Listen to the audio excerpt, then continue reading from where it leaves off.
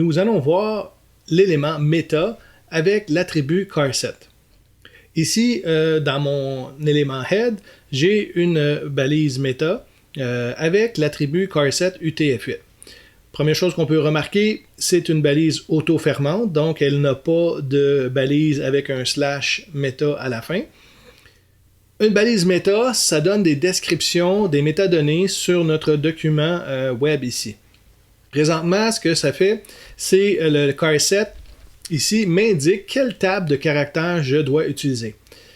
Petite histoire, lorsque le web a été inventé, il a été inventé plus en anglais qu'autre chose. Donc, il fallait encoder nous-mêmes à la main les caractères accentués comme les « et », les « est », tous les caractères français, un CCDI, devaient être encodés parce que la table de caractères qui était utilisée n'avait pas d'accent dans cette table-là.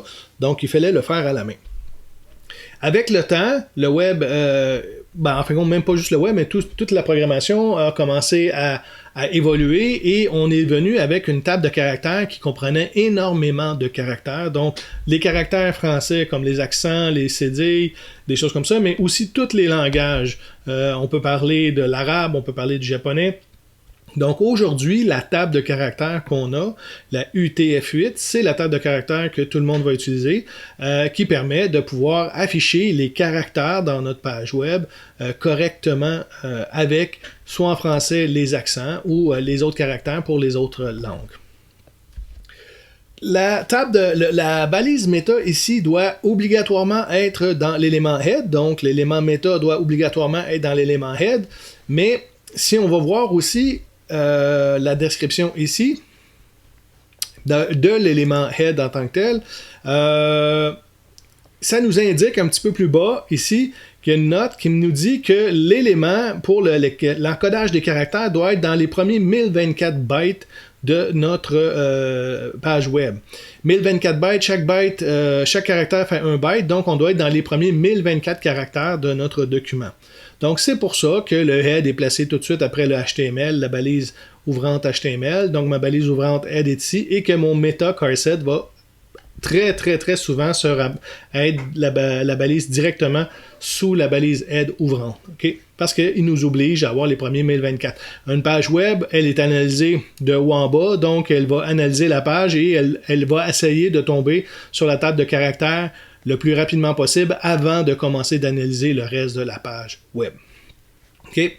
Donc, je vous donne aussi en référence dans la description de la vidéo, le lien de Mozilla Developer Network sur les métadonnées. Okay. Les métadonnées, c'est un gros sujet, c'est assez immense. Donc, essayez peut-être d'en lire un petit bout pour essayer de comprendre ce que ça fait. Mais c'est un sujet assez énorme. Ensuite de ça, vous avez aussi de W3C, la norme de méta ici, qui vous indique à quoi peut servir la balise méta.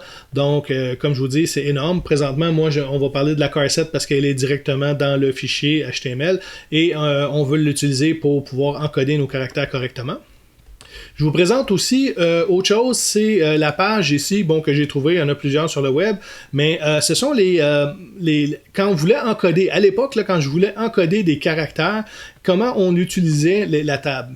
Et ça existe encore, on peut encore les utiliser. Donc, si moi, je voulais, encoder un A avec un tréma comme ça ici en haut, il fallait que je mette la perluette avec AUML point virgule. Et ça fonctionne encore. Si je prends ce code-là ici et que je voudrais avoir ce caractère-là ici au début de mon H1, j'ai simplement à coller ça et on voit que le caractère s'affiche correctement. Donc, on peut encore utiliser ces techniques-là. À quoi ça sert en tant que tel?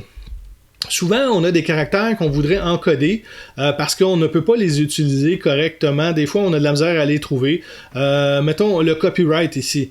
Je pourrais le retrouver en tapant sur mon clavier, mais ici, si j'insère le copyright, je m'en vais voir ma page et j'ai le copyright déjà fait de cette façon-là. Il est encodé directement. Donc, ça me permet de pouvoir insérer des caractères peut-être plus facilement. Un autre aussi, des fois, qu'on voudrait présenter, mais qui fonctionnera peut-être pas si je fais la balise plus grand comme ça ici, plus petit. Donc, j'ai pas le droit d'utiliser ces caractères-là dans ma page web. Parce que si je les utilise, il va penser que j'ouvre une balise. Hein? Les balises sont déjà utilisées avec ça. Donc, si moi, je veux afficher ce caractère-là, ben, ici, la perluette avec LT pour Lower Than.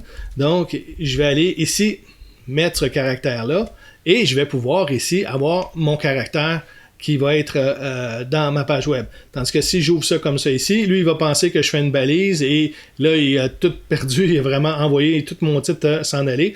Donc, OK, si on veut encoder, si on veut utiliser des caractères qui sont pris par le HTML, on est obligé de les encoder. Donc, je vous donne comme démonstration ici une page où la plupart des caractères latins peuvent être utilisés avec les codes HTML ici.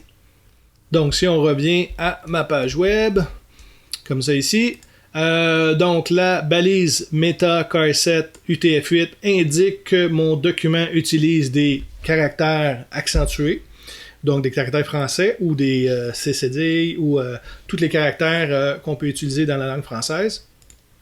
Il est mis à l'intérieur de l'élément head. Et il est mis aussi dans les premiers 1024 caractères de mon document. On peut remarquer aussi que la balise méta est une balise auto-fermante, donc elle n'a pas de balise avec une barre oblique pour fermer la balise méta.